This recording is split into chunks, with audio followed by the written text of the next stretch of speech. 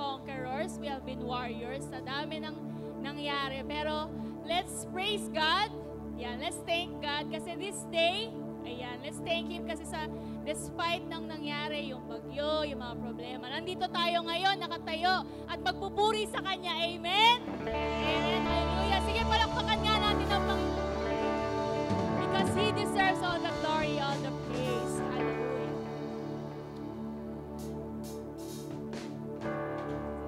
Ayan. Sige, sama-sama tayong pumalakpak, kumanta, sumayaw.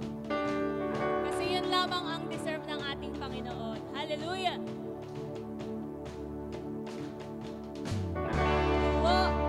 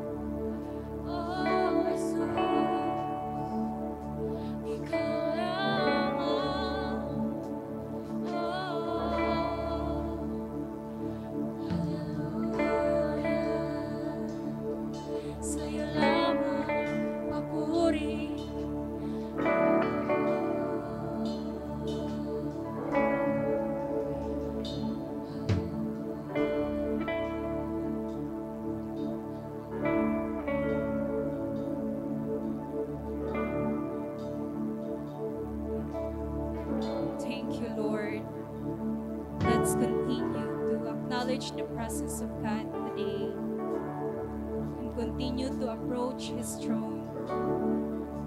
Panginoon, tunay nga na Ikaw ay dakila. You are full of glory. You are beautiful, O God. You are perfect. You are full of compassion, Lord.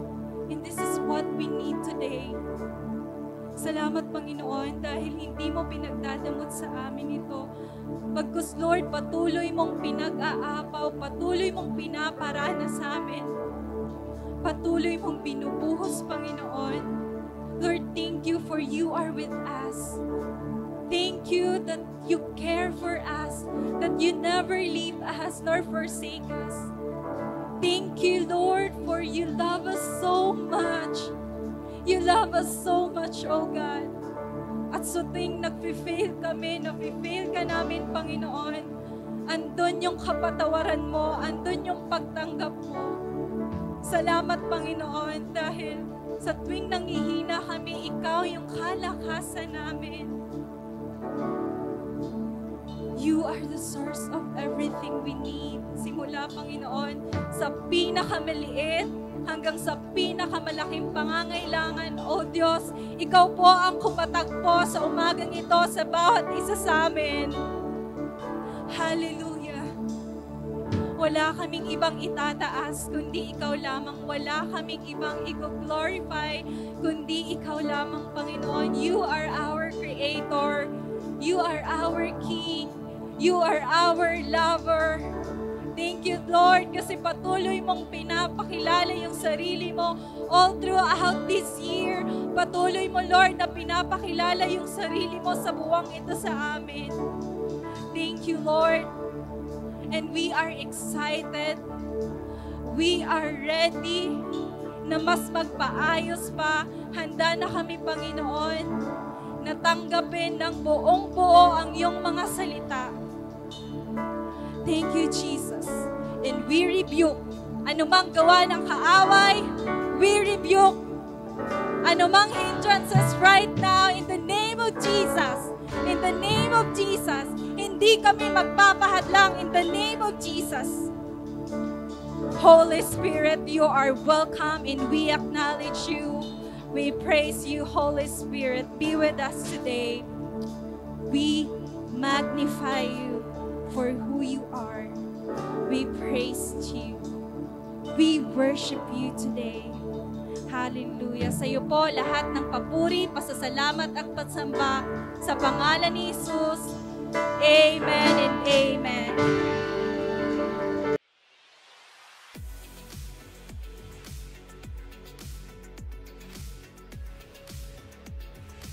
Sabi ng Biblia, ito po ay continuation ng isinare ko sa inyo the other week. Yung Acts 1:8. Hindi raw po natin, wala raw po tayong kakayahan o kapangyarihan ang magligtas ng tao.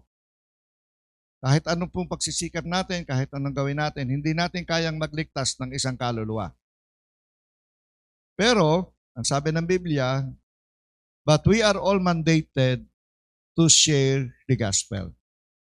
We are all mandated. Ang ibig ko sabihin, ito po ay hindi suggestion, kung hindi ito'y isang kautusan, na ang bawat mananampalataya ay dapat matutuhan natin at gawin nating magbahagi ng mabuting balita. Yun po yung tungkulin natin. Ang may katungkulan, ang may kapangyarihang magligtas ng tao, si Kristo lang. Amen? Wala nang iba. Si Kristo lang ang pwedeng magligtas. Hindi kaya ng church ng simbahan natin, hindi kaya ng organization. Walang organization, walang tao na pwedeng magligtas sa tao, ang Panginoong Hesus lang. Pero tayo na mga tumanggap kay Kristo at kumikilala kay Kristo bilang sariling Panginoon at tagapagligtas, meron tayong, inatasan tayo na matutuhan din nating ibahagi ang salita ng Diyos. Ako po naniniwala, sabi ko nga sa inyo, ang pinakamabisang paraan para mawala ang graft and corruption sa atin, minsan, alam niyo, minsan sa inis mo sa mga politiko o sa mga leader na masyadong corrupt, nakikita mo yung mga tao tapos nanakawin nila yung para doon sa mga taong nangangailangan o babawasin pa nila. Pag nagbigay ang gobyerno ng 10,000, 2,000 na lang yung makakarating. Minsan pwede kang manalangin na ang babait nila, sana kuhanin lang ni Lord ano? Pero hindi yon. Alam niyo po ang isang nakikita ko, huwag tayong manalangin na kuhanin sila ni Lord.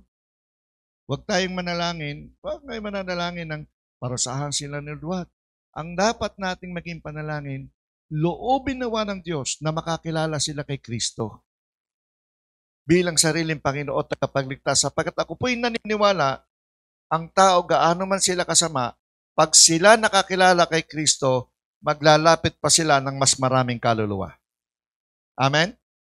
Kaya yun ang maging prayer natin. Huwag po natin gagawin ang magnanalangin ng masama kanino man tao. Gaano ka man kagalit sa isang tao na to, huwag kang mananalangin ng masama para sa kanya. Huwag kang magpo-pronounce o huwag labas sa bibig mo anumang negatibong salita. Huwag mo kung gagawin yon. Bakit? Kasi may kapangyarihan ang salita natin Kung anong lalabas sa bibig natin, pwede yang maging blessing, pwede yang maging curse. At kapag ikaw ay nag-pronounce ng curse, parang bola na minsan bumabalik, tumatalbog yan sa'yo. Pero kapag ikaw ay nag-pronounce ng blessing, pagbalik niyan, blessing. Tama ba? So kaya tayo, ang magiging panalangin natin, gaano man tayo gagalit sa isang tao, gaano man tayo kainis, ang maging panalangin natin, kahabagan nawa sila ng Panginoon. Iligtas nawa sila ng ating Panginoon. Makakilala nawa sila sa ating Panginoon. Bakit? Kasi alam niyo po na kapag silang nakakilala sa Diyos, naniniwala ako, mas maraming kaluluwa ang maililigtas nila.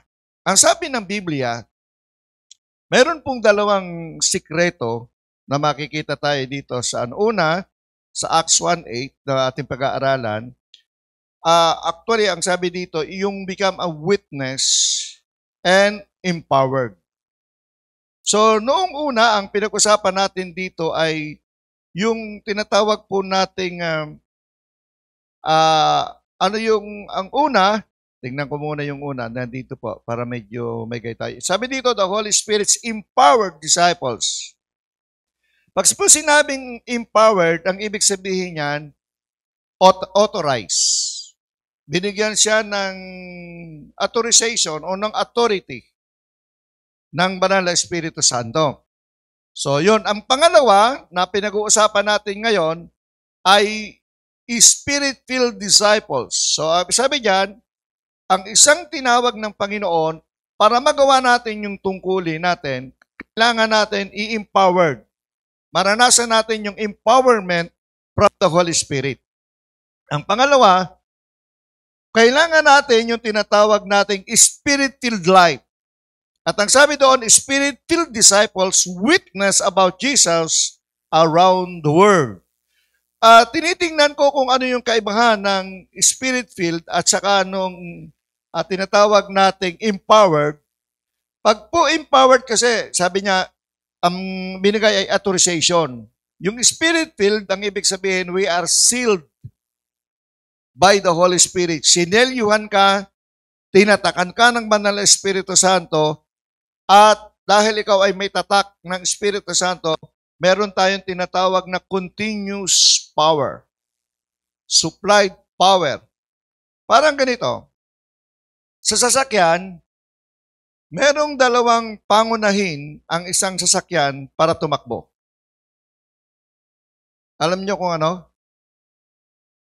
Ang isang sasakyan para tumakbo, una, kailangan niya ng gasolina o krudo. Di ba?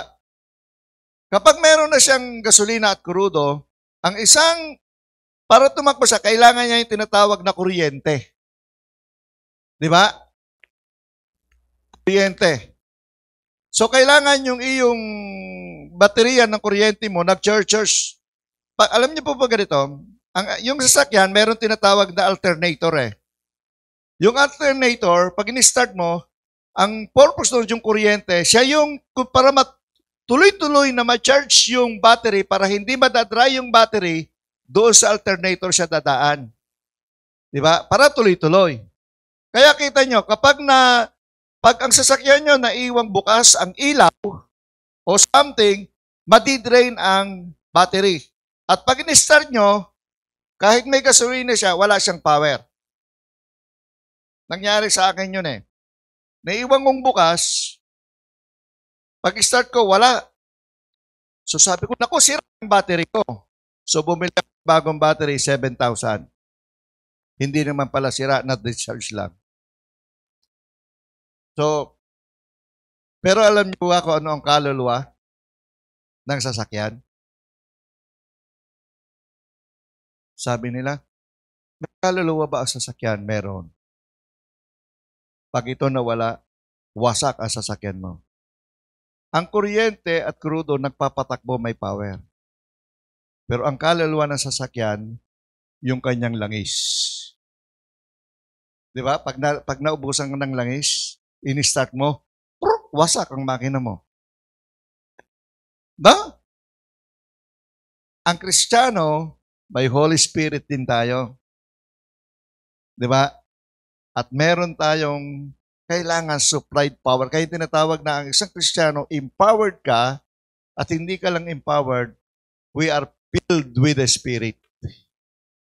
Para magawa natin yung tungkulin natin, para makapamukay tayo araw-araw, kailangan po natin ang dalawang bagay na ito. Para makalayo ka sa sakno, ganito, imagine ninyo,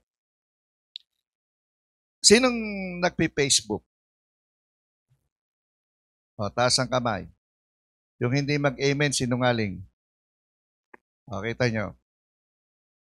Ang Facebook, pag nagbukas ka, lahat pwede mong makita. Tama? Marami kang makikita. Makakakita ka ng mga machong lalaki. Makakakita ka ng mga sexing babae. Tama? At minsan kapag nagpi-Facebook ka, biglang may ibang lumalabas, ano? Kaya nga sabi nung isang tatay doon sa isang anak niya, anak, mag-ingat ka sa ayaw niyang paggamitin ng Facebook yung anak niyang elementary kasi sabi niya, anak, sa Facebook, isang napakalaking panganib yan at hindi kita pwedeng bantayan. Hindi kita kayang bantayan sa Facebook kung anong nakikita mo, kung ano yung pwede mong maging influensya sa iyo ng technology na yan. Kaya yung elementary niyang anak, ayaw niyang payagan. Elementary, ayaw niyang payagan kasi isang napakamapanganib na lugar ang Facebook na hindi natin mababantayan ang mga anak natin. Lahat pwede nating makita, tama? Minsan tinatagalan natin, gusto nating makita isang bagay, yung iba nagla-like, ano? Yung iba baliwala lang. Tama ba? Tapos sabi nung di ba nakikita nyo? Ano ba yung mga nilalike natin sa Facebook? No? Okay. Empowered. Ang sabi ng Biblia, you will be my witness. Ang ibig kong sabihin dito, ay sabi doon, a witness for Christ. What it means to be a witness for Christ. Ito sabi doon, increase the effectiveness of what? Witness. Because a strengthening and deepening relationship with the Father, Son, and Holy Spirit comes from being filled with the Spirit. May verse po ako diyang inilagay. Sabi diyan, hindi ko na po babasahin. Kailangan, sabi doon, filled with the Spirit. So, yung pong ating relasyon sa Diyos, sabi nga, yung ating lakas at yung kapangyarihan na nasa atin, nakadepende tayo sa Holy Spirit. Meron akong ilang bagay na nila. 4. Una, ano bang ibig sabihin nitong pagiging witness? Sabi ito, it is our growing desire on our part to love, honor, and please our Savior. Growing desire. Pwede nyo pong i-highlight growing desire. Ang ibig sabihin doon, kailangan daw po progressive, lumalago yung ating pag-ibig yung ating pagmamahal sa Panginoon, yung honor natin, at saka yung desire natin na mabigyan ng kaluwalhatian ang ating Panginoon. So, tatlo yung binanggit yan. Love, honor, and please our Savior. So, ang isa palang witness, o ang isang mananampalataya na empowered ng Holy Spirit, meron tayong tinatawag na nag-grow yung desire natin, yung pagnanasa natin. Kahapon, maganda yung training ng WLT. Sa WLT pala, ang unang required, at least isang araw, nagpe-pray ka ng 1 oras. Minimum. Tama ba? Yung naka-attend? Diba? Tama? Tama? O, sabi ni, sumasang-ayon si Sai. Minimum 1 hour. Ibig sabihin, kung ikaw ay isang bagong mananampalataya na kailangan meron kang desire na at least 1 hour, nagpe-pray ka sa isang araw, ay dapat ito progressive. Ibig sabihin, sa susunod na taon, baka 1 hour and 15 minutes na. Tama? Susunod na taon, 1 hour and progressive dapat growing desire. Meron ba tayong ganon? Alam niyo yung pinaka-part na paborito ko doon sa tinuro kahapon ng umaga? Meron ako doong part na tuwan-tuwa ako doon eh. Yung word na holistic. Marami daw kasi Kristiyano holistic. Oo. Ano yung holistic? Yung huli na kung dumating. Yung laging huli kung dumating sa church. Ano yung holistic? Sabi naman, di ba, totoo yan eh. Di ba sa atin naman may dumadating ng, yung bago mag-praise and worship, diyan sila, naghihintay. Yung iba kalahatian ng praise and worship, dumarating. Yung iba ay message na kung dumarating. Yung iba kalaghatian ng message. Sabi nung ating speaker kahapon, kapag daw po ang isang tao dumating ka ng yung message na, pag message ka na dumating, yung, o kaya kalahati na, huwag ka na mag-expect ng blessing. Huwag ka na, kasi unang-una, paano daw magkakaroon ng blessing kung ang puso mo hindi pa naihanda? Ay kasi yung praise and worship, kung naihanda ang puso natin eh, di ba? Parang doon dinudurog yung puso mo, doon mo pinapalambot ang puso mo. Kaya pagdating ng Word of God, di ba yung praise and worship? Oh, ang ulan, saan ang gagaling? Saan ang galing? Mali. Ang ulan galing sa lupa, sa baba. Di ba? Kasi, ina-absorb to. Pag mainit ang araw, di ba, ina-absorb, ano? Ano doon? Evaporation. Nag-evaporate at pagbigat ng mabigat na, babaksak. Tama? Napansin nyo nung isang araw, anong araw yun nung bumagyong masyadong malakas? Tapos Friday, I think Friday, lumabas ako kasi may pinuntahan ako, nagpa-Xerox ako, sobrang init. Sabi ko, grabe naman. Saturday, grabe ang lakas ng ulan. Pagpunta ko ng rotonda, may papaserox ako. Meron akong kinuhang grabe ang init. So, nag-evaporate. Pag mabigat, babaksak. No. Ang blessing, sabi natin galing kay Lord, hindi. Ang blessing nagsisimula sa ating panalangin, sa ating pagsamba. Di ba? Kapag umakyat ang ating pagsamba, sabi doon, basahin niyo Revelation. Hindi ko lang matandaan, sigurado sa Revelation, meron ganito. Ang Panginoon pala, merong palayok, lalagyan ng ating mga prayer requests. Nabasa niyo na yon? Ha? Nabasa niyo na yun sa Revelation? Basahin niyo po ang Revelation. Meron palang lahat ng ating mga requests, kinukolekta sa langit. May siyang lalagyan. Pagkatapos doon, siguro kinukwalify ng Panginoon alin yung ibabaksak niya at hindi, alin yung tutugunin at hindi, May mga pagkakataon na simpleng-simple yung prayer mo, pero magugulat ka, tinugog ka ni Lord. Amen ba? Pero meron namang kandaiya ka na, dinadalukan mo na yung sarili mo, pero hindi pa tinutugon ni Lord. Bakit kaya, Pero yung simpleng prayer, parang, tinugon ni Lord kagad. Parang immediate. Pero yung pinapanalangin mo 20 years ago, hindi pa dinirinig ni Lord. Bakit kaya?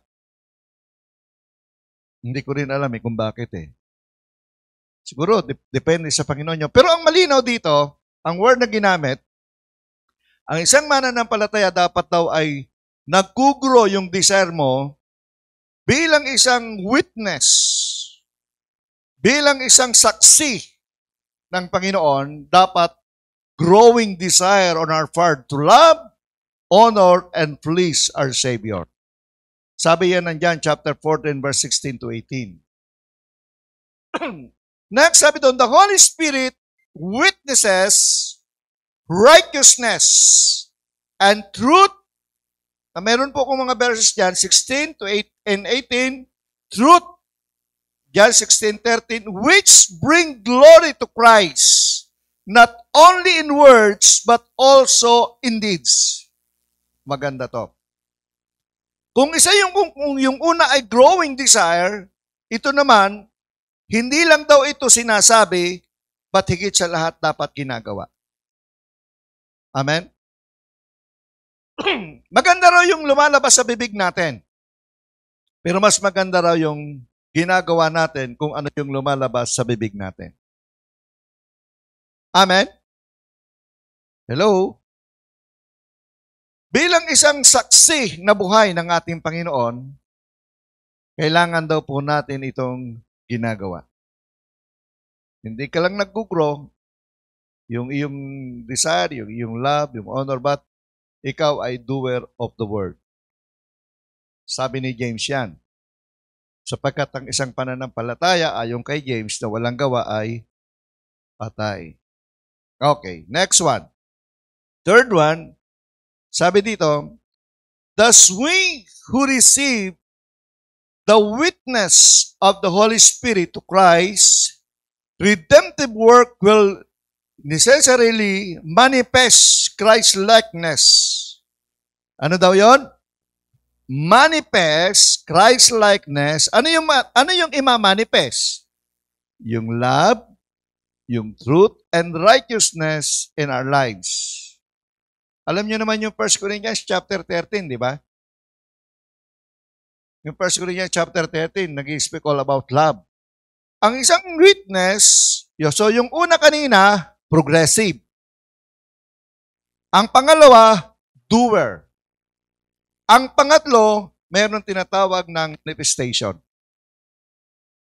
Dapat nakikita sa atin, bilang witness, nagtuturo tayo, nagbabahagi tayo ng salita ng Diyos kasi mandated tayo to share and to preach the gospel. Pero kailangan daw mag-manifest yung love, makita.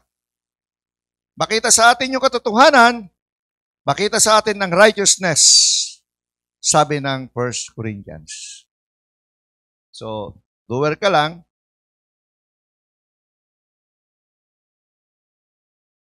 Ang maganda lang sa atin, yung kung nanonood kayo ng YouTube, minsan nag-i-scan ako, tinitingnan ko yung bagyo. Makikita mo yung mga Pilipino, yung mga kababayan natin sa oras ng kalamidad, yung mga bahay ay may second floor, third floor, yung mga bungalow lang ang bahay, o doon nakikituloy sila.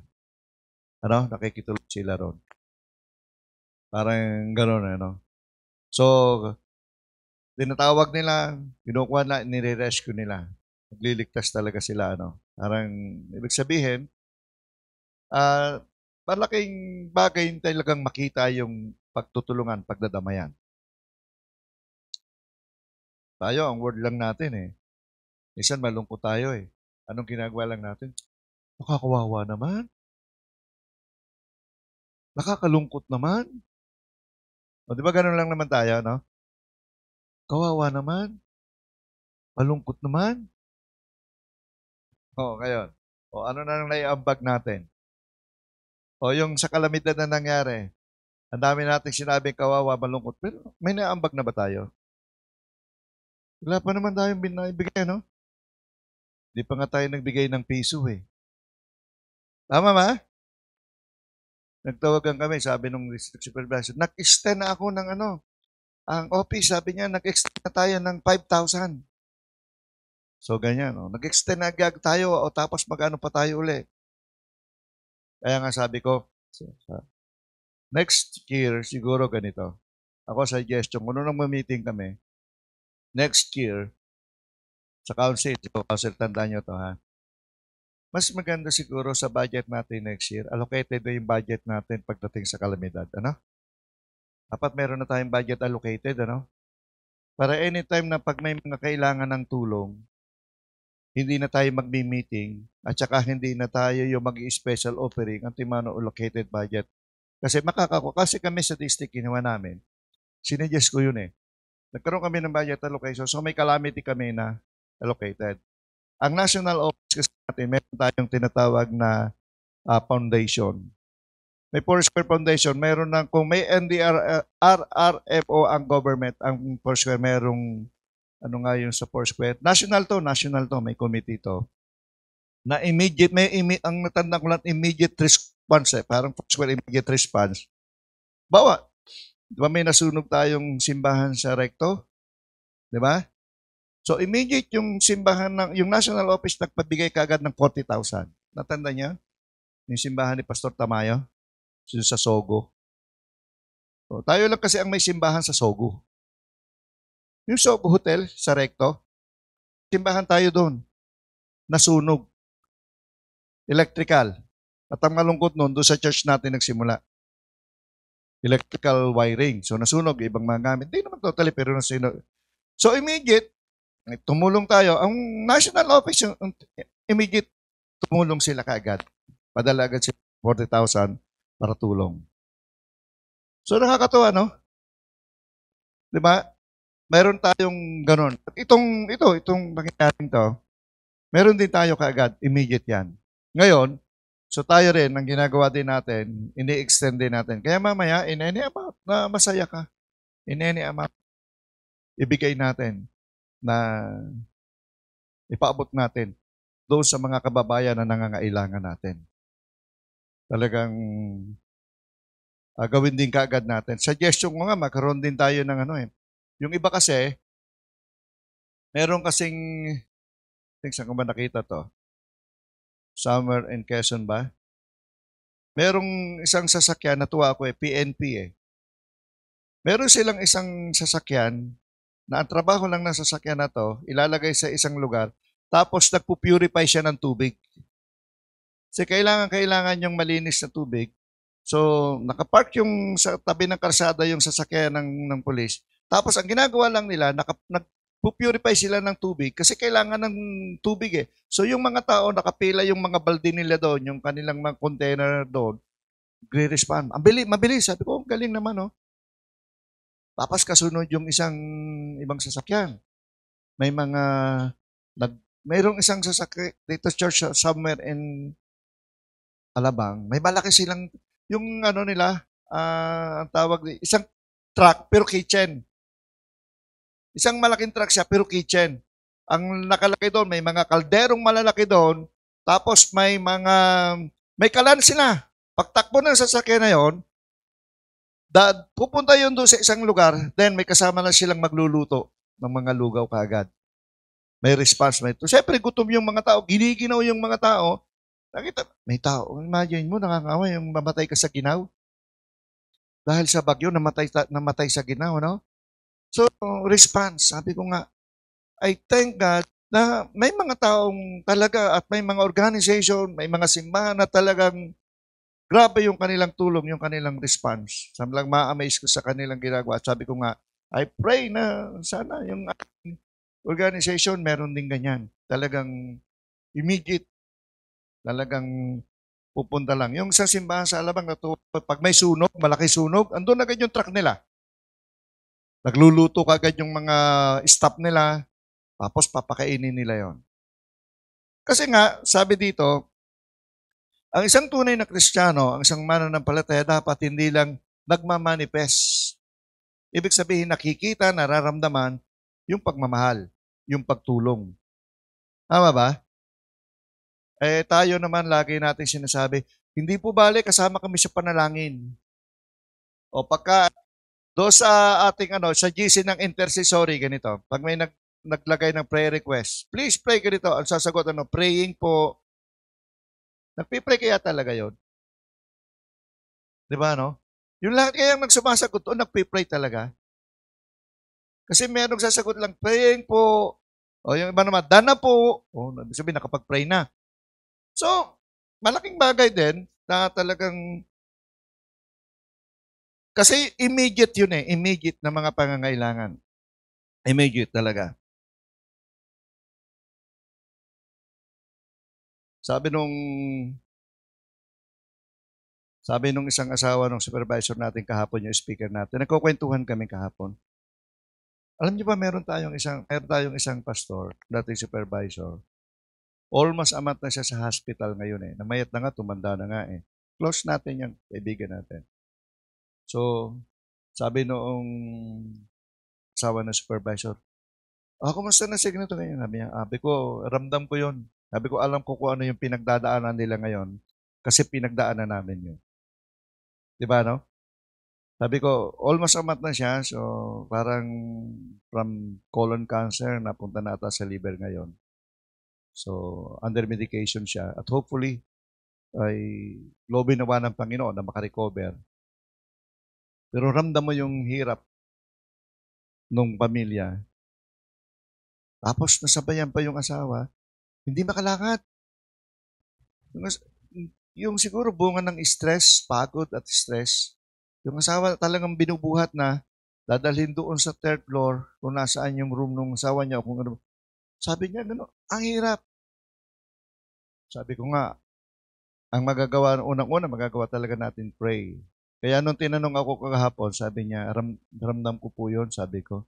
Alam ko po yung ilang buwan at ilang taong pinagdaanan namin. Dinaanan namin yan, sabi ko, kaya alam ko yun. Diba?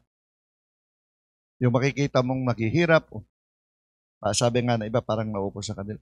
Pero yung mga Kristiyano, alam nyo, ang isang nagpapalakas sa mga tao diyan ganito. Pag may mga kapatiran, kakilala ka na dumadalaw, nananalangin, yung ito po ganito eh.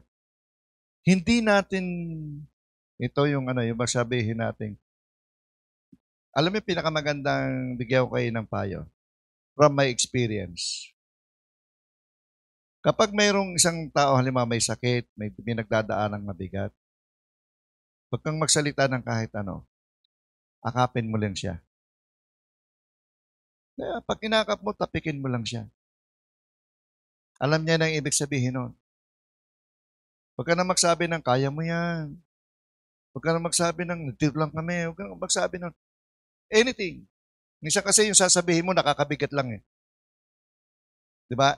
Kasi wala naman talaga tayong magagawa kundi makisimpatya sa kanila. Hindi naman talaga natin nararamdaman minsan yung kanilang nararamdaman, ang magagawa lang natin makisimpatya. Bakit? Kasi ganun kami eh. Naranasan namin yun, nakita namin yun eh. Yung iba sa inyo nakita. Yung iba sa inyo nakasama namin sa hospital, di ba? Sa panahon ni Sheila, nakita namin, nakasama nyo. Actually, nung namatay nga si Gerly, si Sharon at si Gerly ang nando. Si Gerly nga nakapo na nagplat na eh. Nagkukwentuhan kami, sabi ni Gerly sa akin, Pastor, wala na po, nagplat na. O si Gerly, yan, si Gerly, yung Gerly na yan. Siya ang nakakita, di ba, Sharon, no? Sina Ate Pas kasi no, sina Ate Belen, nasa kabilang room, naghihintay sila doon sa isang waiting room, kasi bukod sa marami na kami doon, siguro naaawa sila noon. Nung yung iba nga pupunta, sabi ko, wag na kayo pumunta kasi ano na. Kasi noong nagsabing pupunta, dying na siya, naghihingalo na siya. From madaling araw to 3 o'clock in the afternoon, diba? Nakita niyo? So, ganun, topic lang, alam natin. Minsan yung word na as a witness of Christ, as a Christ, yung extension ng love natin. Dito ko naiintindihan na, bilang mga anak pala ng Diyos, bilang mga makisimpatya ka, yung simpatya lang ang magagawa natin. Pray for them. Ganon. I-embrace mo siya, tapikin mo lang siya. Malaking bagay po yun. Maging kagaanan yun sa atin. Di ba? So, ang isang mananampalataya po, ang isang witness ni Christ, sabi dito, kung yung isa ay doer ng Word of God, Yung isa ay growing, ito isa ay manifestation.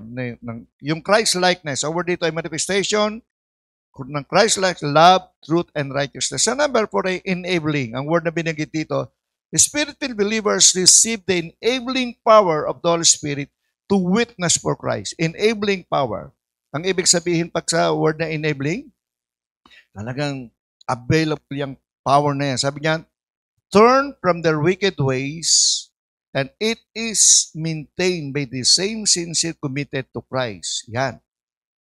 Ang isa raw Spirit-filled believers na ay meron tinatawag na enabling power of the Holy Spirit and to witness for Christ and turn from their wicked ways. It is maintained by the same sincere commitment to Christ. May mga verses po akong inilagay na hindi ko na lang po binabasa, pero pwede nyo po yan buksan sa bahay. Turn from the lumalayo. Ang isa palang Spirit-filled believers na enabling power ay meron tayong tinatawag na lumalayo, umiiwas ka sa paggawa ng masama, ng kasalanan. So tumatalikod tayo ang isang mananampalataya. Tumatalikod tayo. Kasi Spirit-filled believers. Ano ba yung isang witness? Paano ba maging saksi? Ngayon, uso ngayon yung mga matutuwa ka doon sa mga mambabatas. Hindi na ako dati mahilig akong manood nung mga paglilito doon sa Senado at sa Kongreso. Ngayon, hindi na eh. Ano? So matutuwa ka doon sa mga may true witness, may false witness, no, mga tinuturuan. So sabi nung isa, pag hindi nyo gusto yung sinasabi nyo, ikukontempt nyo kami. Yung isang congressman, kumampi doon sa dating presidente, kinasuhan. Sabi niya, kinampihan eh. Pati siya kinasuhan tuloy. Kasi kumampi daw siya. Sabi niya, matutuwa kaya, ayoko nang nuurin. Pero ano ba yung witness? Ito mahalaga po ito sa atin. Kung kinukonsider mo na ikaw ay isa sa binabanggit sa Acts 1:8 na witness for Christ, dapat daw makita ito sa atin. O dapat naranasan natin ito. Number 1, sabi dito, is some who knows something and testify to it. So ang ibig sabihin daw, ang isang witness, dapat meron kang tinatawag na personal knowledge o kilala mo si Kristo. Amen? Dapat you must know. Sabi nga, testify to it. Hello? Ano, battery o ano? Okay pa naman. Okay, sabi diyan. Next, one who has seen or heard something and one who furnishes evidence. A witness is someone who can say, I know it, it is true. So, hindi ka daw pwedeng mag-witness, una, kung hindi mo kilala si Kristo. Pangalawa, kung hindi mo man nakita, at least sabi niya, narinig mo, sabi nga, has seen or heard, nakakita. Next, a witness is someone who tells what he knows and only what he knows. Masasabi mo lang daw, bilang isang witness, sabi ng Biblia, ang masasabi mo lang kung ano lang yung alam mo. Kung ano yung nakita mo, kung ano yung narinig mo, kung ano yung naranasan mo as a witness. Kung naranasan mo yung habag at biyaya ng Diyos, pwede mong ibahagi. Pwede kang mag-share ng kabutihan at kagandahang kalooban ng Diyos kung naranasan mo ang habag at biyaya ng Panginoon. Amen? Kung naranasan mo ang kagalingan, then masasabi mo, Jesus Christ is the healer. Tama ba? Pag naranasan mo ang kaligtasan, sasabihin mo, Jesus Christ is a true Savior. Hindi ka pwedeng kumathang isip, hindi ka pwedeng mag-imbento kapag witness ka. Ang isang witness, ang isang totoong witness, kahit pagbali-baliktarin mo at pag-ulit-ulitin mo ang tanong, ang isasagot mo pareho lang. Pero ang witness na fake, Balibaliktarin mo, tanong, balibaliktad din ang kanyang sagot. At hindi siya magiging consistent sa kanyang mga sagot. Kasi wala siyang alam. At hindi niya nakita at hindi niya naranasan. Number 2, so ang witness daw, a witness shares what he experienced. We are called to tell others people about the love and goodness of God and that we have experienced in our lives. So yun yung binanggit ko kanina. Yung love and goodness ng Panginoon na naranasan natin, yun ang ating isi-share. Huwag kang mag-imbento. So kung pag ikaw ay nagsishare ng gospel, nagsishare ka ng mabuting balita, i-share mo lang kung ano yung naranasan mo. Amen ba? Kung ano yung nakita mo, yun lang i-share mo. Ulitin ko, hindi natin kayang iligtas kahit isang tao, hindi tayo makakapagligtas. Wala tayong kakayahan, wala tayong kapangyarihan para magligtas. Pero meron tayong magagawa para sa kanilang kaligtasan. Ano yon? Yung ibahagi ang mabuting balita sa kanila. Hindi po natin obligasyon, hindi natin tungkulin kung maniwala sila o hindi. Amen? Ang tungkulin lang natin, ibahagi natin ang mabuting balita sa kanila. Third one. A witness remains loyal. A witness remain loyal to the end. Meaning, we are loyal to Christ till the end.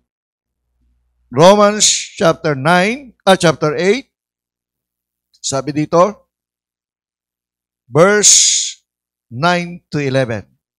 Dito tayo magtatapos. Sabi ng Biblia, you, however, are not in the realm of the flesh, but are in the realm of the Spirit. If indeed the Spirit of God lives in you, tandaan po natin, sabi dito, if indeed the Spirit of God lives in you, and if anyone does not have the Spirit of Christ, they do not belong to Christ. Ang kinaroroonan po ng Espiritu Santo, ng Banal na Espiritu Santo ng Panginoong Hesus, ay yun lang tumanggap, kumilala kay Kristo bilang sariling Panginoon at tagapagligtas. Amen ba? At ang hindi kumikilala, hindi kinaroroonan. Sabi dito sa next verse, but if Christ is in you, then even though your body is subject to death because of sin, the Spirit gives life because of righteousness. Ang katawan daw nating lupa, subject sa kamatayan. Pwede nating maranasan anytime, anumang panahon. But because of the Spirit of God, at doon sa katotohanan, yung righteousness, meron din tayong buhay na walang hanggan. Amen? Verse 11, and if the Spirit of Him who raised Jesus from the dead is living in you, He who raised Christ from the dead will also give life to you, mortal bodies, because of a Spirit who lives in you. Anong ibig sabihin yan? Yung Banal na Espiritu Santo, yung kapangyarihan na bumungay kay Kristo mula sa mga patay, is the same Spirit na meron tayo ngayon. Hello? Ulitin ko, baka hindi nyo narinig. Yung kapangyarihan ng Banal na Espiritu Santo na bumungay kay Kristo doon sa krus ng Kalbaryo pagkamatay niya after 3 days. Di ba namatay si Kristo, nabuhay uli. Yung Espiritu na yon, yung kapangyarihan natin na yon, is the same Spirit na meron tayo. Hallelujah. Yun yung assurance na meron tayong buhay na walang hanggan. Yun yung assurance na kahit maranasan natin yung kamatayang lupa natin, may buhay tayo. Kaya nga sabi nga, there is life after death. Bakit? Kasi yung kapangyarihan na yun, na ginamit para buhayin si Kristo is the same Spirit and the same power na meron tayo. Yun ang sabi ng Corinthians. Yun yung assurance. As a witness of Christ. Yun yun? Ito yung mga witness kay Christ.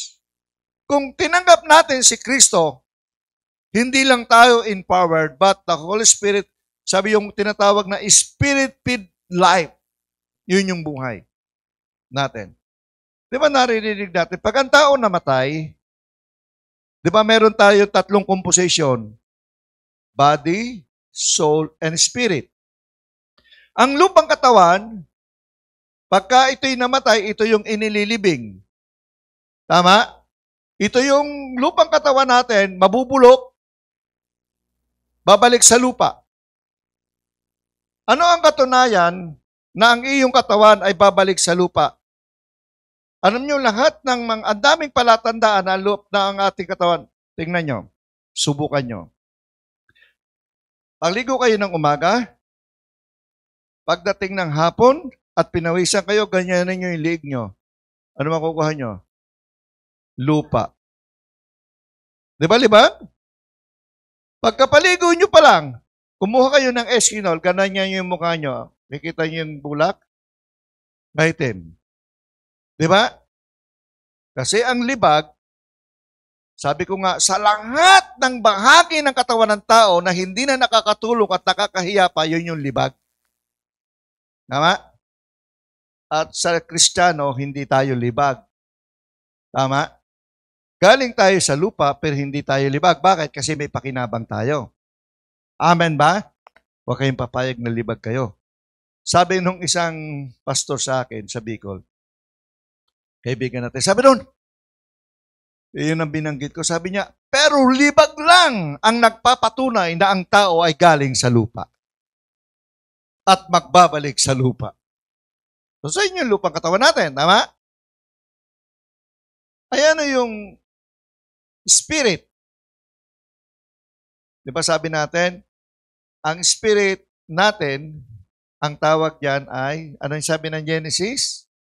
Ang Diyos ay lumilok ng galing sa lupa, hinugis niya ng tao, at hiningahan niya to. Di ba? At ang tao ay naging kaluluwang may buhay. Ibig sabihin, yung palang buhay natin, yun yung spirit. Tama? At ang lahat ng tao, kapag namatay ka, yung espiritu mo babalik sa Diyos. Dahil galing sa Diyos, yung espiritu natin, ang spirit natin babalik sa Diyos. Amen? Kasi ang connection natin sa Panginoon, yung ating spirit. Pinupuri natin ang Diyos, sinasamba natin sa espiritu at sa katotohanan. Amen? Kaya nga, ang isang tao na walang kaugnayan sa Diyos, spiritually dead tayo. At kapag wala kang kaugnayan sa Diyos, hindi ka pwedeng sumamba sa Panginoon kasi paano sasamba ang patay? Malibang ang tayo ay magkaroon ng personal na kaugnayan sa Diyos. Kasi ang espiritu ay hininga ng Diyos at ang espiritu ay buhay natin. Kaya kapag umalis yung spirit na to, patay tayo. Ano ang kaluluwa? Diba? Ang kaluluwa, siya ang haharap sa Diyos para tumanggap papala o judgment. Di ba? Pag humanap tayo sa Diyos ang harap, kaya kahit patay ka na, wala na ang lupang katawan mo, ang espiritu may bumalik na sa Diyos, then your soul. Yun yung tatanggap ng blessing o yung tatanggap ng parusa. Paano ba madaling maintindihan ang soul, ang kaluluwa? Sabi nila, simple lang daw, sabi nung isang nabasa kong libro, sabi nila, ang spirit daw kasi ay composition ng feelings and emotion. Tama ba? Feelings and emotion. May iyak ka, tumatawa ka, nasasaktan ka, sabi niya. That is it. So, ang paparusahan pala sa atin, kaluluwa. Kasi tayo ay kaluluwang may buhay. Yung katawan natin, mawala, mabubulok. O yung kaluluwa, pagka tayo ay binuhay na maguli ng Panginoon, yung ating physical body, iba na. Hindi na itong physical na galing sa lupa. Ang katawan natin, kapag tayo ay binuhay ni Kristo, muli, pagbabalik ng Panginoon, pag tayo kanyang binuhay, kung paano yung katawan ni Kristo, di ba, Panginoon, after 3 days, nabuhay siya. So, yung katawan niya, nakikita at hihipo. So, ang tawag doon ay glorified body. Amen? Yun yung katawang lumulusot sa pader. Hindi mo na kailangan ng pintuan. Kasi glorified body ka. Yun yung katawan ni Kristo after na siya ay magbangon. Ganun tayo. Yun yung magiging katawan natin. Kaya pagkakyat mo sa langit, iiwan mo yung lahat. Ang iiwan mo ang iyong lumang pagkatao ng iyong katawan. Kasi ang magiging katawan mo. So, as a witness of Christ, siya pwede mong sabihin, ako ba ay empowered ng Holy Spirit? Ako ba ay yang witness of Christ? Ibig sabihin, ang simple lang, binanggit ko nina, ang isang witness dapat progressive ang kanyang pagmamahal, ang kanyang paggalang sa Panginoon. Yung kanyang pagnanasa na purihin ng Diyos dapat progressive. Dapat daw ay doer ka. Di ba? Dapat ay nagmamanifest si Kristo sa iyo. Ibig sabihin nakikita, ginagawa. Kung hindi, may panahon pa naman para magsisi eh. Tama ba? May panahon pa naman eh. Kaunting panahon lang naman yung ating paghihirap sa lupa. Pagdating ng tamang panahon, pagdating ng tamang panahon, natatawagin ka ng Panginoon sa tamang panahon, sa tamang pagkakataon. Kaya nga sabi, ang buhay natin dito sa lupa, ano lang to? Bisita ka. Yung kanina doon sa Facebook may message eh. Ang galing, ano? Ang word niya ay, mag-ipon kayo ng kayamanan sa langit. Tapos yung background niya, yung napakalalaki, napakagandang bahay na lumubog, bubong na lang ang kita. Sabi ko sa inyo eh, lahat ng inimpok nyo, mawawasak, sisirain, at ang hindi lang mawawasak at mawawala ay ang lahat ng mabubuting gawa na ginagawa nyo para sa Panginoon.